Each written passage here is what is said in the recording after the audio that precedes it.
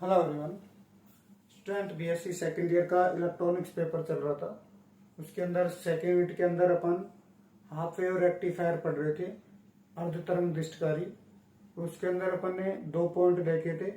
एक उसकी औसत धारा निकाली थी, एक वर्ग माध्य मूल धारा निकाली थी। जो नेक्स्ट हाफ वेव रेक्टिफायर के अंदर है, इसकी दृष्टकारी की दक्षता अपन निकालेंगे। जो थर्ड पॉइंट है वो है अर्ध तरंग दृष्टकारी की दक्षता। अर्ध तरंग दृष्टकारी की दक्षता अपन आज नेक्स्ट पॉइंट देखेंगे। Efficiency of half wave rectifier.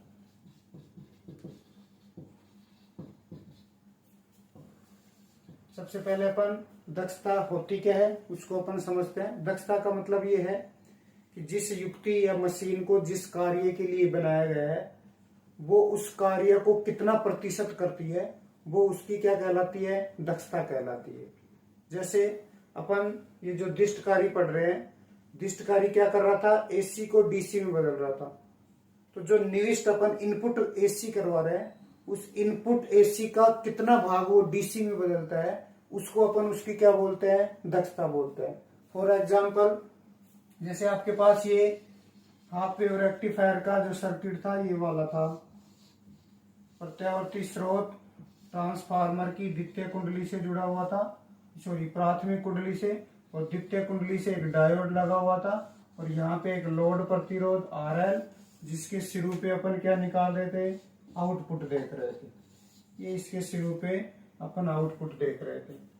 इसका इफिशियंसी का मतलब है कि आपने यहाँ पे एसी दी VI बराबर VM साइन ओमेगा टी। ये एसी पहले प्राथमिक कुंडली पे गई और फिर किस पे गई, ट्रांसफार्मर की द्वितीय कुंडली पे गई। तो आपने ट्रांसफार्मर की द्वितीय कुंडली को प्रत्यावर्ती घटक दिए, मतलब एसी दी। अब ये दृष्टकारी क्या करेगा, डीसी में बदलेगा।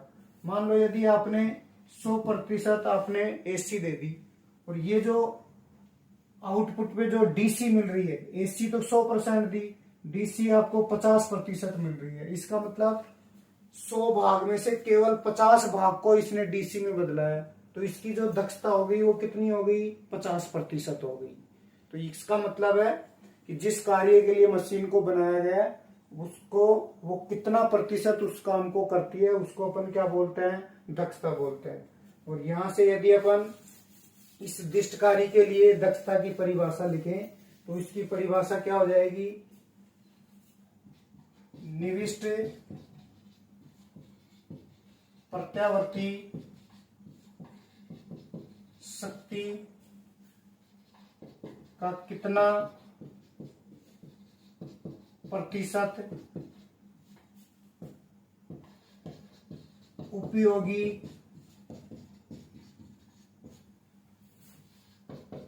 दृष्ट शक्ति में परिवर्तित करता है, उसे दृष्टकारी की दक्षता कहते हैं। मतलब आपने इनपुट प्रत्यावर्ती शक्ति दी, उसका कितना प्रतिशत उपयोगी क्या है, कौन सी चाहिए आपको, दृष्ट डीसी चाहिए, उपयोगी दृष्ट में परिवर्तित किया है, उसे दृष्टकारी की क्या बोलते हैं, दक्षता बोलते हैं। तो यहां से यदि अपन इसका फॉर्मूला बनाना चाहें तो क्या हो जाएगा, क्या मिल रही है आपको, डीसी मिल रही है। डीसी किस में मिल रही है, आउटपुट पे। आउटपुट किस में मिलता है, लोड प्रतिरोध पे। तो यहां से अपन बोल सकते हैं लोड प्रतिरोध RL पर प्राप्त दृष्ट शक्ति अपॉन जो निविष्ट करा रहे थे, पहले अपन जो सोर्स लगा हुआ था, सोर्स से प्राथमिक कुंडली पे निविष्ट करा रहे थे, उस प्राथमिक कुंडली से किस पे जा रहा था, सेकंड कुंडली पे। तो जो अपन इनपुट देंगे, जो एसी दे रहे हैं, प्रत्यावर्ती दे रहे हैं, वो किस पे जा रही है, ट्रांसफार्मर की द्वितीय कुंडली पे। यहां से अपन ये बोल सकते हैं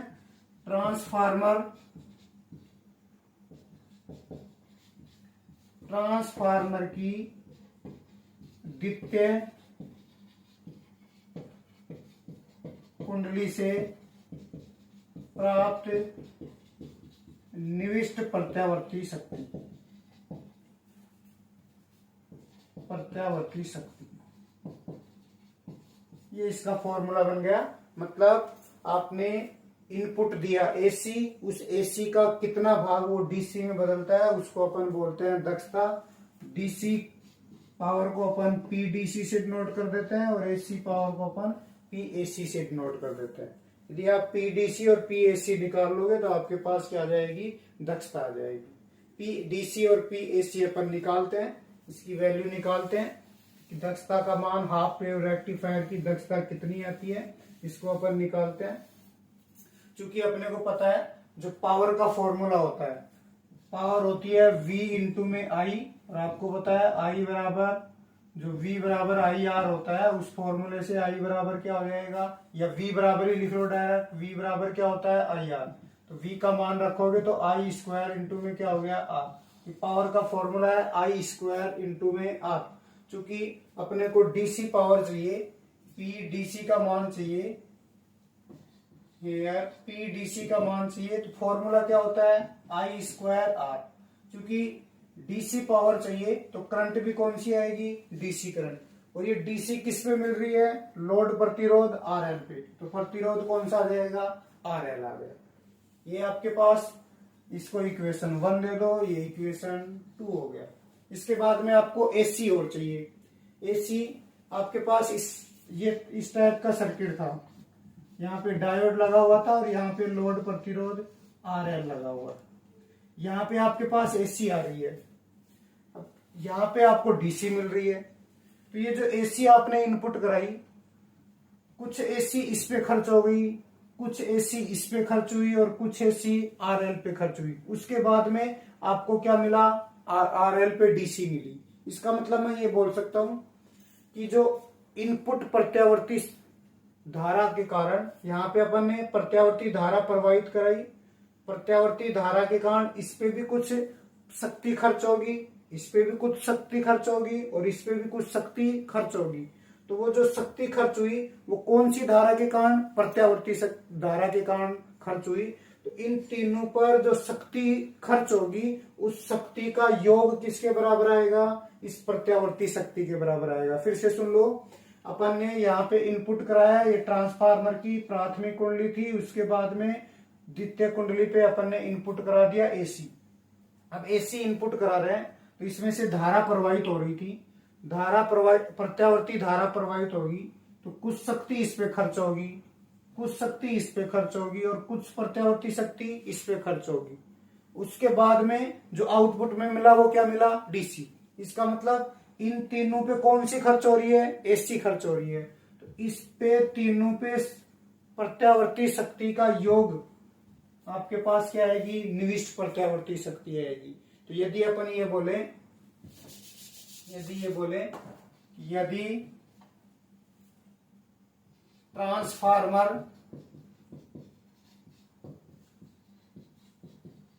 की द्वितीय कुंडली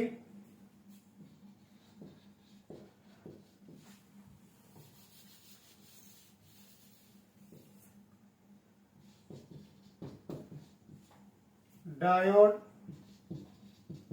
तथा लोड प्रतिरोध आरएल से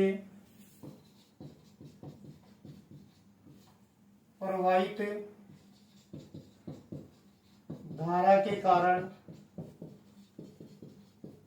प्राप्त शक्ति क्षय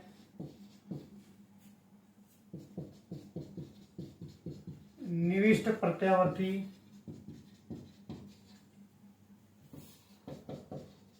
शक्ति के तुल्य होगा। निविष्ट प्रत्यावर्ती शक्ति के तुल्य होगा।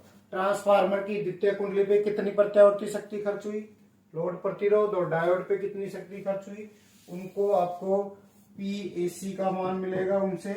क्योंकि प्रत्यावर्ती धारा प्रवाहित हो रही है, प्रत्यावर्ती धारा को तो अपन ऐसे डिनोट करते थे, तो प्रत्यावर्ती जैसे अपन ने यहाँ पे IDC ले ली, तो इस बार क्या ले, क्योंकि इनका प्रतिरोध, द्वितीय कुंडली का प्रतिरोध अपन ने कितना माना था RS, डायोड का कितना माना था फॉरवर्ड बायस में RF, और RL आपको दे रखा है। ये तो R प्रतिरोध तो आ गया, लेकिन धारा क्या लिखे, क्योंकि I2R होता है, क्योंकि यहाँ पे तो प्रत्यावर्ती धारा की बात कर रहे हैं। तो कल अपन ने IRMS पढ़ा था, आपको पहले ही बताया था कि जैसे आपको एक मान लेना हो प्रत्यावर्ती धारा का, तो वो क्या लेते हैं, उसका IRMS लेते हैं, प्रभावी मान लेते हैं। तो प्रभावी मान अपने पास कितना था, IRMS का क्या आएगा, स्क्वायर आएगा। PAC is equal to IRMS square. RS plus RF को क्या मान रहे थे, R मान रहे थे, प्लस का क्या आ गया, RL। समीकरण नंबर 3। आपको शक्ति चाहिए, आपने PDC निकाल लिया, PAC निकाल लिया, शक्ति का दक्षता का फॉर्मूला क्या था, PDC अपॉन में PAC, दोनों के मान रख दो। PDC का मान कितना था, IDC स्क्वायर RL, और यहां से आपके पास IRMS स्क्वायर R प्लस कितना आ जाएगा, RL आ जाएगा। क्योंकि अपन जानते हैं ये वैल्यू अपन निकाल चुके हैं, औसत धारा निकाला था, इसका मान कितना आया था याद हो तो, IM अपॉन में पाई आया था, और IAC का मान IRMS का मान कितना आया था, IM अपॉन में 2 आया था। ये दोनों मान इसमें रख दो, तो ईटा इज इक्वल टू क्या बन जाएगा, IDC का मान रखोगे तो IM square upon pi square into में RL, अपॉन में IRMS का मान रखोगे IM square by 4 into R plus कितना आ जाएगा, RL आ जाएगा। तो इसको सोल्व करोगे, सोल्व कर लो इसको, ईटा इज इक्वल टू, यहां से IM स्क्वायर से IM स्क्वायर कैंसिल हो गया, यदि वैल्यू लिखोगे तो ये 4 तो किधर चला जाएगा ऊपर, तो 4 upon pi square R plus कितना आ गया, RL आ गया। तो यहां से यदि RL से डिवाइड कर दो इसको ऊपर नीचे, 4 अपॉन पाई स्क्वायर, तो कितना आ गया, 1 अपॉन 1 प्लस R अपॉन में कितना आ गया, RL आ गया। यदि ये वैल्यू पुट करते हो, 4 में पाई स्क्वायर से डिवाइड करते हो, तो ईटा बराबर आ जाएगा आपके पास 0.406, 1 अपॉन R अपॉन में कितना आएगा, RL आएगा। और यदि आपको प्रतिशत में मान पूछे तो 100 से गुणा कर दो, तो ये आपके पास प्रतिशत में वैल्यू कितनी, 100 से गुणा करोगे तो कितना आएगा, 40.6%, 1 प्लस R अपॉन में RL।